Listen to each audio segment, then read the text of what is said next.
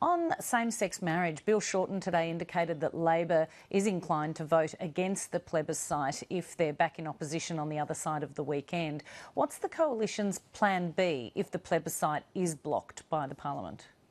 Well, we have gone to an election promising a plebiscite, and if we are re-elected, then I would expect Labor to respect the mandate that we've been provided, and most certainly whomever else is in the Senate, I would expect them to respect the fact that we've put it to the Australian people as part of our election policy, and if we're re-elected, then I would expect them to respect that.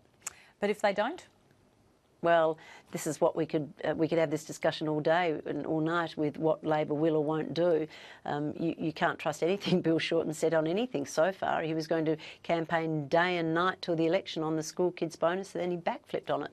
So look, let's deal with it as it occurs. Should the Coalition be re-elected, then we will hold a plebiscite, and we would expect that, having been quite upfront about it and seeing the support that that has received throughout all the polling I've seen, that that's the Australian people's view, a majority view. They want to have a say, and that's fair. That's what democracy is all about. Then I would expect it to be respected.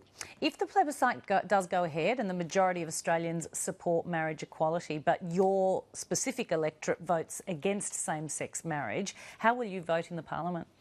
Well, that will depend on the plebiscite vote overall, how it's broken down, and what it looks like, state by state, electorate by electorate, and then, of course, it will depend what the legislation looks like. But I would respect the outcome of the plebiscite, obviously. But would you be more inclined to vote on the majority of how the majority of Australians have voted, or how your particular electorate voted? Well, I'd take my electorate's views into account, but I would also take into account how the plebiscite played out across Australia. Because, for example, a referendum gets up if it's the majority of states, majority of people in a majority of states. And so if that's the way it played out in a plebiscite... Pardon the interruption, though. This is not a referendum. Yeah. No, I know that. I know that. I was saying if it were a referendum, one normally sees a majority of voters in a majority of states. What I'm saying is, as a plebiscite, if it's passed, a majority passes it across Australia, well, that's pretty compelling. And that's how you'd vote? Well, I'll wait till I see the legislation. I mean, this is all hypothetical. What we've said is we will have a plebiscite so everybody in Australia can have their say, and I support that, and I think it's a good idea.